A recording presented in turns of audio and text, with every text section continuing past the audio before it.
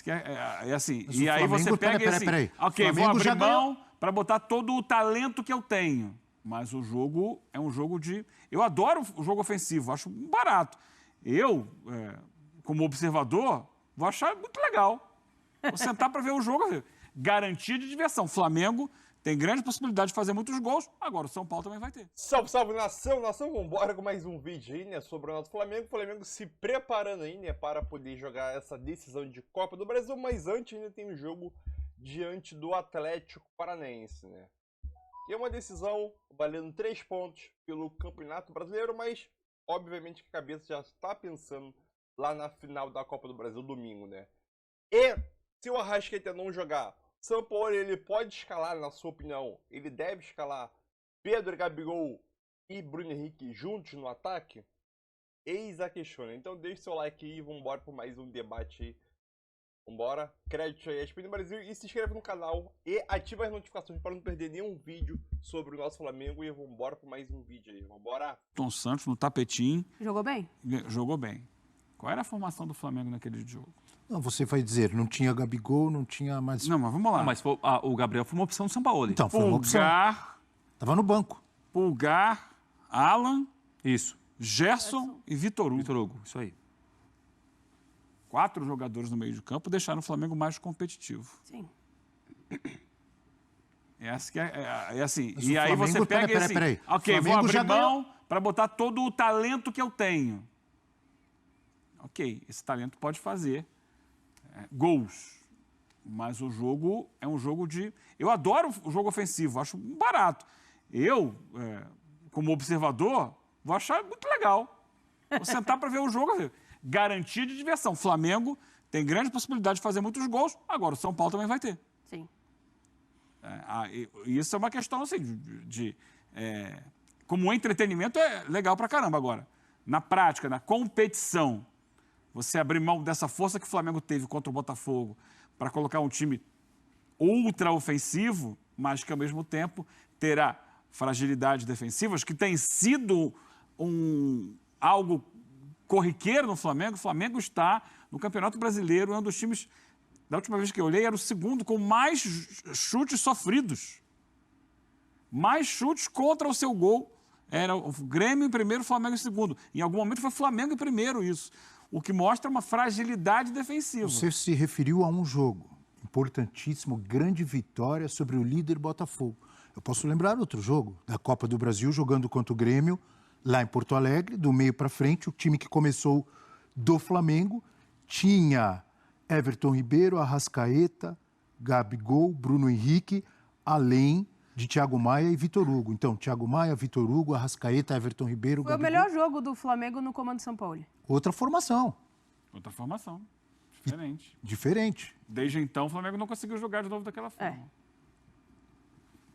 Você está muito pensativo, senhor Rafael Prats. Porque assim, eu estou pensando o seguinte, Abel, o São Paulo tem feito algumas coisas no Flamengo que eu não sei exatamente se ele acredita tanto no que ele está fazendo, mas ok. Tem uma necessidade de resultado, tem que ganhar jogo, às vezes fazendo coisas que ele não domina tanto, ou não fez em outros trabalhos. No Flamengo ele tem uma fartura de opções técnicas que ele talvez não teve em outro lugar também. Isso levou o São Paulo a moldar e mudar algumas coisas que me parece que é o que ele acredita mais, ou ele domina um pouco mais em relação a outros trabalhos. Eu vejo como, assim, positivo a possibilidade de ele tentar pelo menos repensar em mudar algumas coisas no time. Porque ele já viu o time bem com ele e muito mal com ele. Ele tem agora 2 triunfos aí para tentar ser campeão. Maracanã e Morumbi. Para tentar levantar uma taça. O Brasileirão é quase que impossível. Então, eu acho que ele observar esses 10 dias sem jogos, de pausa, para também dar chance para outros jogadores, para uma formação que talvez ele não trabalhasse até então, não deixa de ser uma evolução em relação a ele. Né? O São Paulo, ele acredita muito numa maneira de jogar em que ele vai adequando os jogadores àquela maneira que ele pensa.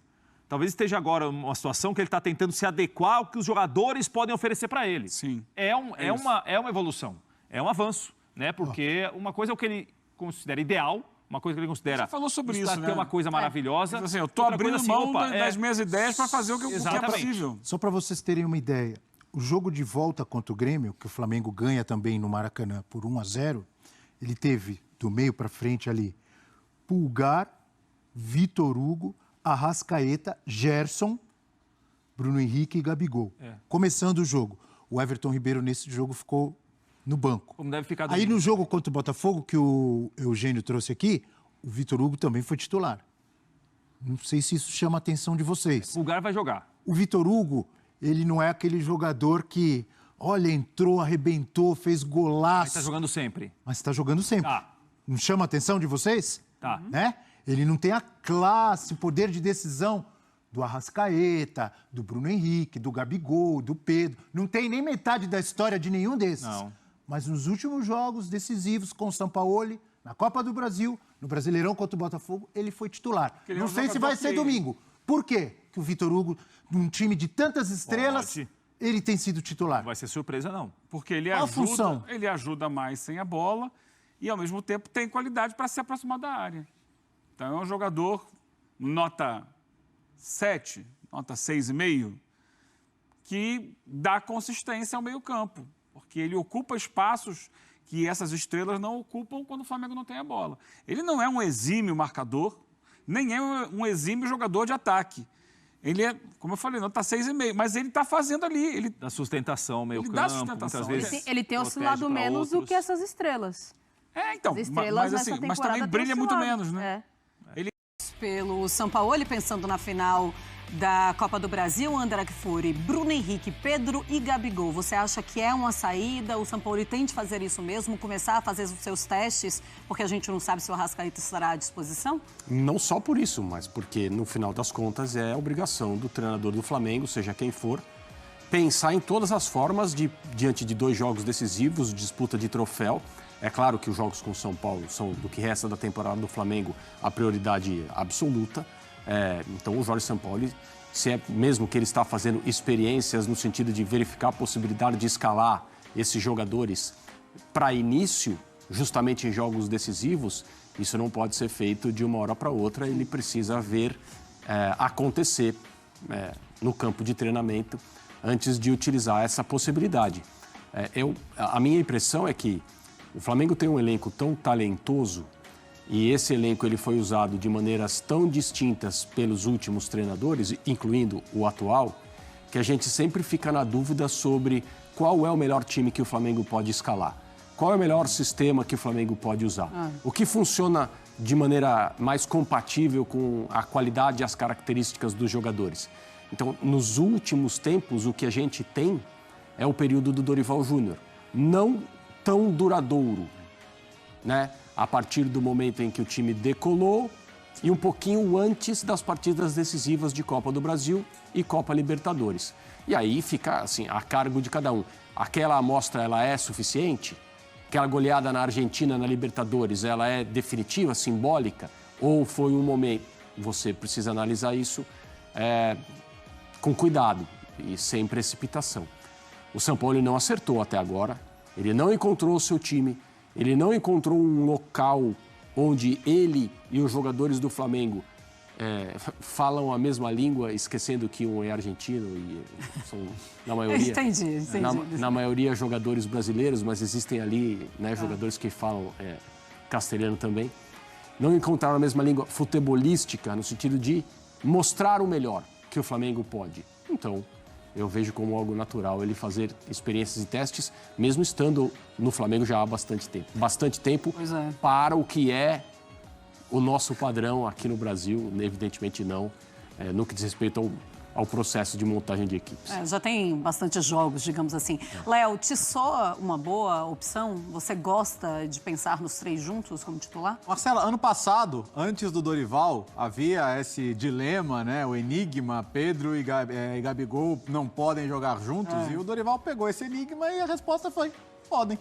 Basta um esquema que sustente os dois como dupla, se possível. E quando você ouve falar em Pedro, Gabigol e Bruno Henrique, você pensa, puxa, é um 4-3-3? Porque aí o Bruno Henrique é ponta e o Gabigol é ponta? Não.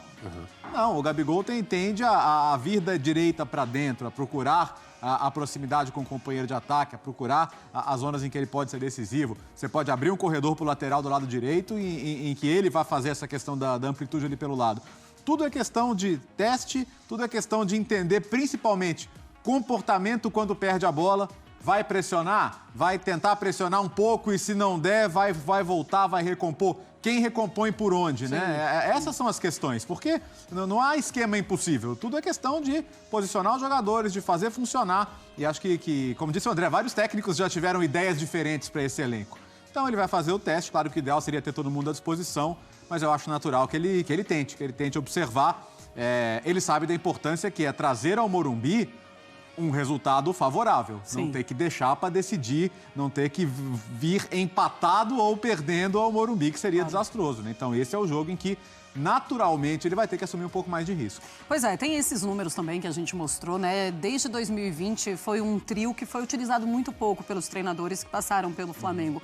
Isso muda alguma coisa? Ou tudo bem, cada um testa da maneira que quiser, do jeito que tiver, e não interessa muito o passado? Muda porque não existe essa resposta, né? É claro que o técnico trabalha durante o período entre jogos para ter aquele desempenho que ele procura e não necessariamente aquilo que acontece em treinamento se reproduz em campo diante de um adversário disposto a evitar algumas coisas e superar outras, mas não tem, em relação a esses 3 jogadores, uma resposta, uma amostra satisfatória. Sim. Muito porque o Bruno Henrique ficou um período muito longo afastado.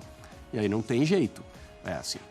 Sem tirar, isso eu já falei outras vezes, 1 milímetro do mérito do Dorival e da comissão técnica dele no desenho do time que ele levou à conquista de Copa do Brasil e Copa Libertadores. Mas ele não precisou se debruçar sobre o dilema Bruno Henrique entra nesse desenho ou não entra. Não é que se tivesse... Sim, é uma coisa paradoxal. Então se o Bruno Henrique estivesse disponível, o Flamengo não seria tão bom. Saúde. Obrigada. É claro que poderia ser tão bom ou melhor. O Bruno Henrique é um tremendo jogador, mas ele estava fora, indisponível. A pessoa que tomava decisões não precisava pensar nisso. Então, de acordo com o que ele podia pensar, ele tomou indiscutivelmente a melhor decisão. Aquele time foi o melhor que podia aparecer com a camisa do Flamengo naquele momento. Agora, com o Bruno Henrique não só disponível, mas decisivo como ele é uma outra situação. E tem que ver. O problema é que não tem muito tempo. Os jogos estão aí. Tá bom, então. Só para o pessoal não deixar bem claro, tá? Ninguém tá falando aqui que o Bruno Henrique ter voltado foi ruim. Ninguém tá falando isso, para depois não chegar. Mas os técnicos adoram falar, é um problema bom de se ter. Problema bom. Tá, são boas opções, tá? Que o treinador tem. É claro que a volta do Bruno Henrique tá muito importante. O jogador mais importante, a gente pode dizer, inclusive, do Sampaoli. Vamos seguir o nosso Sport Center.